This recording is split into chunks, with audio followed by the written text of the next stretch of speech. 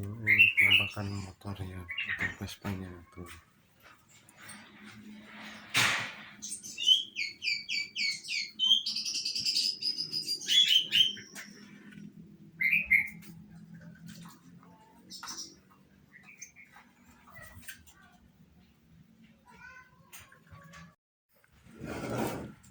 Assalamualaikum warahmatullahi wabarakatuh. Salam Vespa Bohai KBRT. Kita akan ngebahas tentang spek mesinnya ya. Kita akan membahas spek mesinnya. Di sini kita pasti tahu yang kemarin-kemarin gimana teriakan mesinnya gitu, terus RPM-nya kayak gimana, itu sangat kencang sekali, ngeri kencang gitu, dia bisa lari. Nah, yang katanya Vespa Super atau misalnya keras kecil nggak bisa lari atau pelatih, ya itu bisa gitu, sampai teriak gitu mesinnya. Nah, di sini kita akan bahas ya speknya. Untuk krek as itu sendiri dia menggunakan krek as kecil gitu, masih bawaan super. Dan untuk pengapian di sini dia menggunakan platina atau pengapian konvensional pada umumnya di mesin Vespa gitu atau mesin super.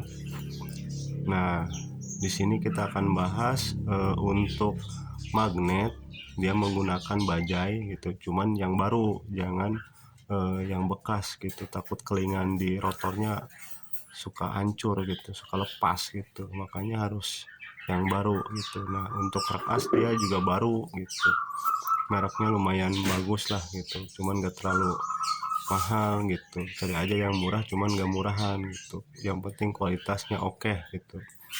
Nah, di sini untuk kopling itu sendiri tetap menggunakan super, kopling 6 gitu, gearbox super gitu.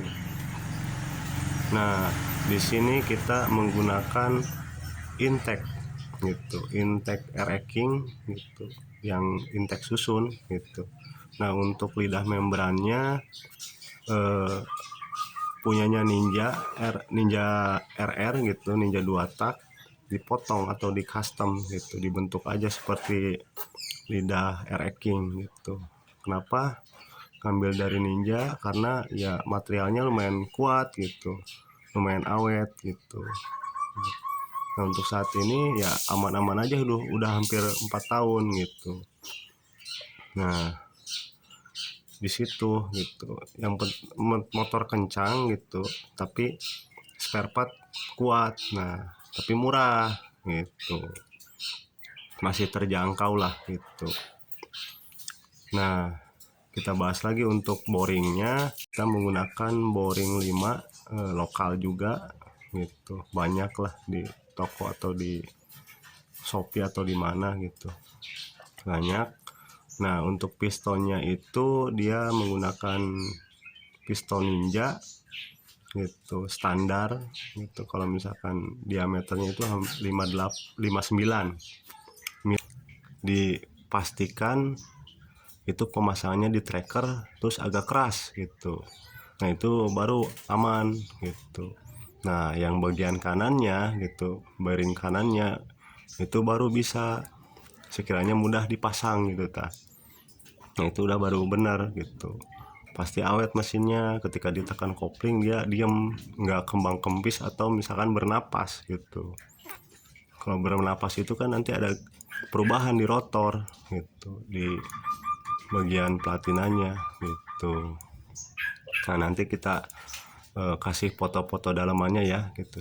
Soalnya ini sederhana, enggak ini, cuman ya mesinnya bisa teriak gitu, lari gitu, meskipun ya emang mesin super gitu.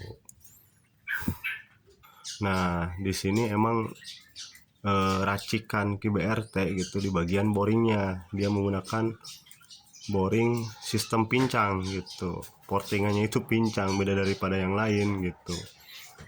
Nah, karena ya emang Vespanya lumayan kencang meskipun masih platina atau keras kecil gitu.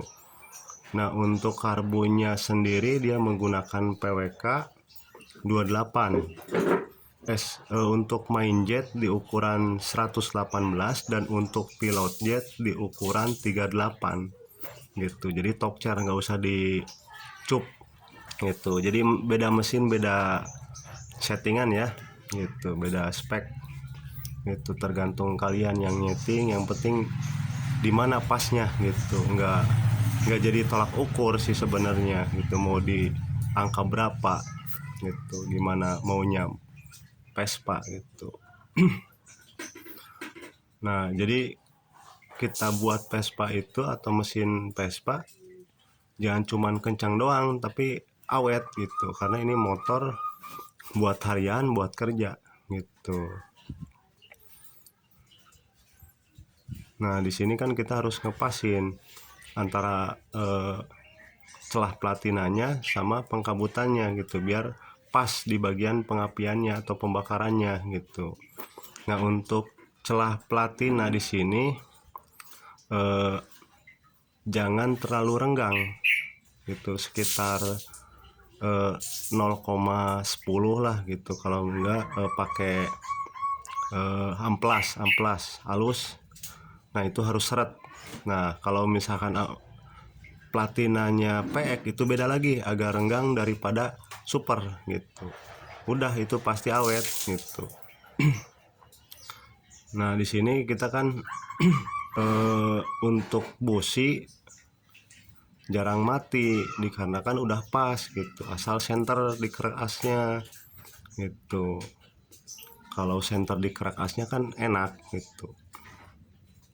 Terus perakitannya harus apik, harus hati-hati gitu, nggak asal rakit aja gitu, jangan asal rakit aja gitu, harus hati-hati. Just perakitannya harus bener, terus ada toleransinya gitu.